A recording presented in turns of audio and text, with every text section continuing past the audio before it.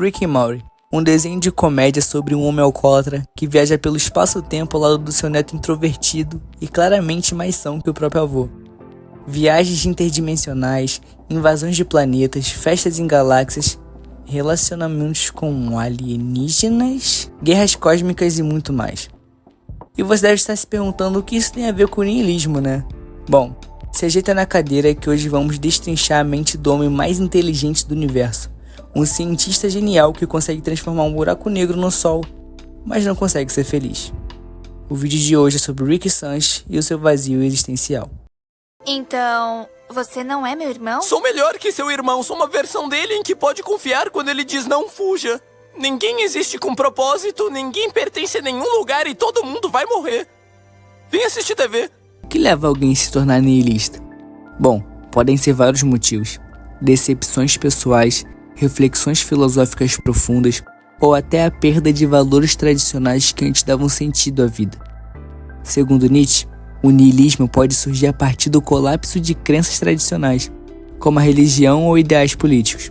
Quando essas estruturas são questionadas, ocorre o que ele chama de a morte de Deus. Não literalmente, mas como a morte de uma ideia que sustentava o sentido da existência. Mas no caso de Rick Sanches, não é só isso. Na verdade, eu ouso dizer que não é isso. Para um cientista, não acreditar em Deus não é algo exatamente difícil, convenhamos. Meu Deus, meus pais falam tão alto que eu quero morrer. Deus não existe não, viu, Summer? Tem que se livrar disso já, vai me agradecer depois. O problema do Rick é muito mais profundo, emocional e trágico. Porque por trás de toda mudança de pensamento radical, quase sempre existe um motivo. Um trauma, uma perda, um colapso interno. Família é algo que ao longo da série, Rick tratava como algo descartável. Seu genro morre, ele simplesmente troca por outro. Sua filha quer fugir? Tudo bem, é só substituir por outra versão dela. Mas nem sempre foi assim.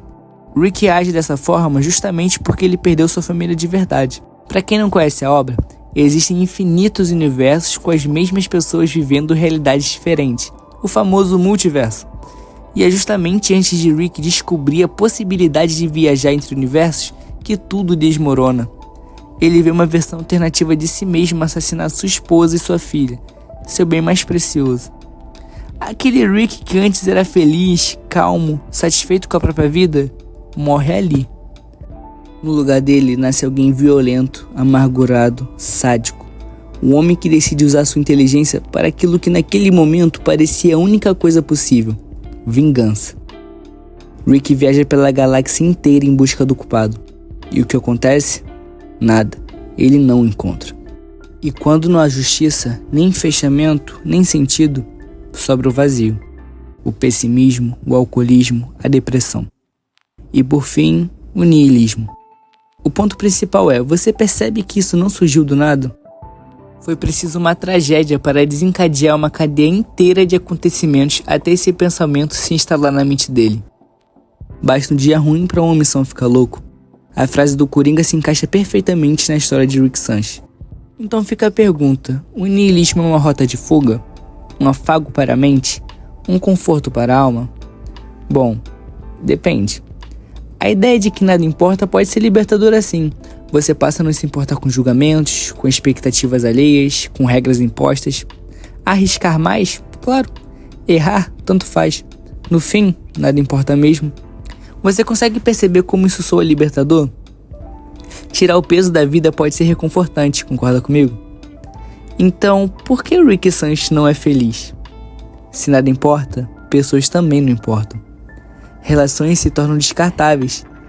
Rick não constrói laços, ele administra pessoas. Ele afasta quem se aproxima, ironiza qualquer tentativa de afeto.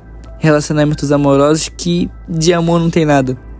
E assim ele fica sozinho com suas mágoas. E quando a solidão pesa demais, vem o vício. Existem dois tipos de doenças da alma, o vício e a ignorância, disse Platão. Ignorância é algo que Rick definitivamente não tem, mas o vício te faz refém. Ele te afunda, te mantém no fundo do poço e não te deixa sair de lá. A bebida até tira a dor, por um breve momento. Depois, é você e sua mente, de novo. Mas se Rick sofre tanto, se sente culpa, foge e sempre volta para a família apesar de tudo, Como alguém assim não sente nada? A verdade é que ele sente o tempo todo. Rick não vive anestesiado, ele tenta se anestesiar. E sabe por que o niilismo de Rick falha? É porque no fundo, ele ainda se importa. Por que estamos fazendo isso por alguém que nunca faria nada pra ninguém, a não ser pra ele mesmo? Esse não é o ponto, pai. A gente ama o Rick. Bom, na maioria das vezes. Não amamos as pessoas esperando recompensas, pai. Amamos incondicionalmente. Isso é ótimo, crianças. Eu tô orgulhosa de vocês. Deixa eu ver se eu entendi direito. Pelo resto de nossas vidas, não importa o quanto machucar, não importa o quanto destruir o futuro de nossos filhos, nós faremos tudo o que o Rick quiser, quando o Rick quiser? Sim. Sim. Por quê? Porque eu não quero que ele me abandone de novo, seu idiota.